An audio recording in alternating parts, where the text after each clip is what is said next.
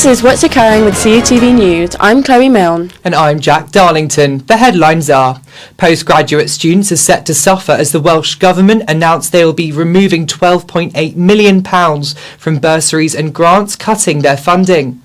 Princess of Wales Kate Middleton has returned from hospital after her abdominal surgery. She is said to be recovering well but will not be returning to her royal duties until after Easter. Another news, 2 teenagers were killed in a stabbing attack in Bristol. The commander said it's still unclear whether the attackers knew the victims. They still find the suspects. The UK government have announced that disposable vapes will be banned as part of a plan to reduce the rising number of young people vaping. Measures will be introduced to prevent marketing at children and young people. Health Secretary Victoria Atkins told the BBC that she expected the bill to be passed before the next general election and to come into force in early 2025. Next is our exclusive interview with Michaela Paynes on the government cuts to postgraduate funding in Wales. Hi, my name's Freddie Sheppard, and today we're talking with Michaela Paynes about the cuts to postgraduate funding. This is What's Occurring with CUTV News. So what does this mean for the postgraduate community? I really worry that this could have disastrous effects on the postgraduate community. So given the current cost of living crisis and the fact that postgraduate tuition isn't capped, we're already seeing postgraduates struggling financially, and I really worry this could only make it worse. We're also seeing the number of students uptaking postgraduate courses declining over the past few years. I really do think this is to do with the cost of living crisis, so I worry that we're going to see a postgraduate community that's only available to the privileged few. So why, to your knowledge, have the Welsh Government decided to cut the funding?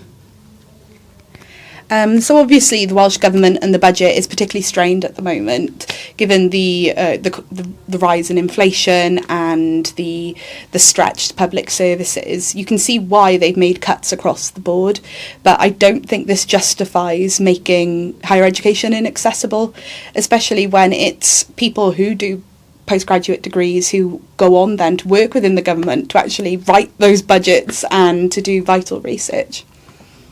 And does this action by the government lead you to distrust the Welsh system of government? No, I don't think it leads me to distrust. Up until this point, Wales has given more generous funding to postgraduate students. So I don't think it leads me to distrust. It just makes me quite frustrated that they've been quite regressive and they've gone back to a model that doesn't benefit everyone.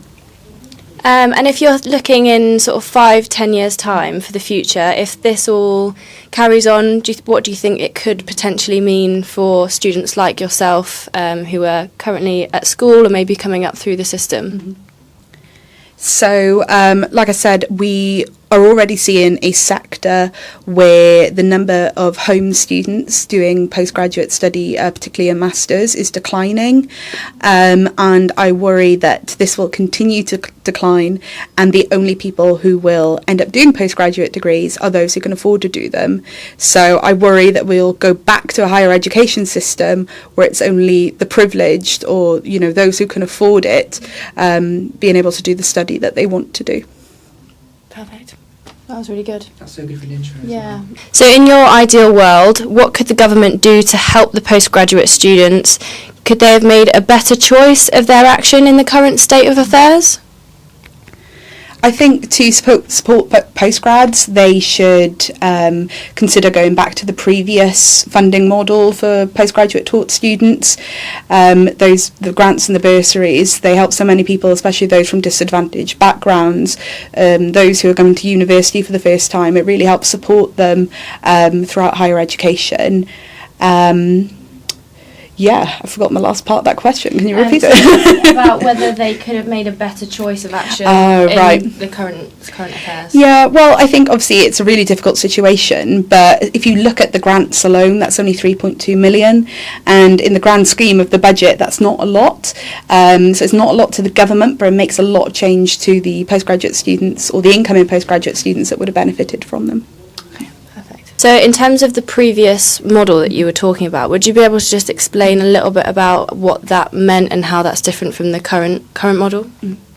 Of course, so previously students who apply to do a Masters through Student Finance Wales, they would get a mixture of a loan and a maintenance grant. The maintenance grant would be means tested, so it would be up to £18,000. So the maximum grant would be £8,000, around about that amount.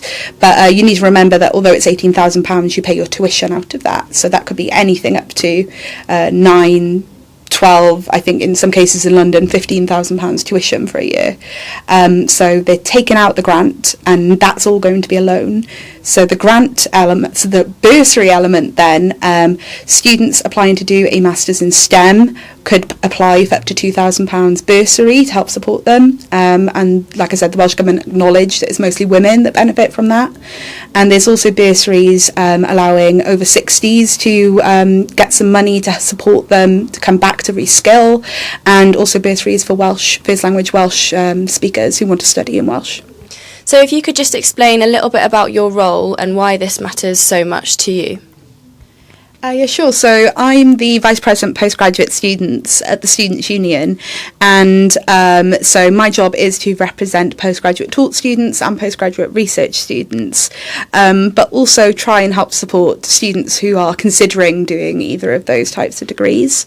So this is important to me, I think, particularly because I'm a first generation university student, so the first in my family to come to university, let alone do a Masters, and I'm currently doing a PhD.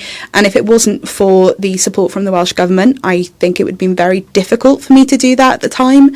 So I would hate to see anyone with a similar background as me being denied that opportunity, which is why I think I'm really taking up this issue, and I hope more people do too. So I can imagine this might have sparked a little bit of incentive in a few people watching, because they might be considering doing masters or in the process now, or even in a couple of years, or might have done them previously. So if you could just highlight where people could go to give you a little bit of extra support, that would be great. Oh, brilliant, thank you. So at the moment we have a petition which is on the Senedd petition website, which you can find just by Googling that, or checking out the social media. There's always a link there. We've got just under 400 signatures at the moment, but we need 10,000 for this to go to debate in the Senedd. And we've got quite a limited time frame as well, so the budget is set to be finalised on the 27th of Feb and then debated on the 6th of March. So the petition only has until the end of the month to get the right amount of signatures to be debated. Okay. And what is the ideal outcome from your petition? So I really hope that the petition will get the Welsh Government to reconsider the cuts to postgraduate funding, especially the 3.2 million they've cut from grants in STEM, because they've acknowledged that impacts women significantly more. So I'd like to see that undone, and I really hope that it shows the Welsh Government the power of the student movement and the fact that people will make noise about this, so they don't make any more cuts to HE.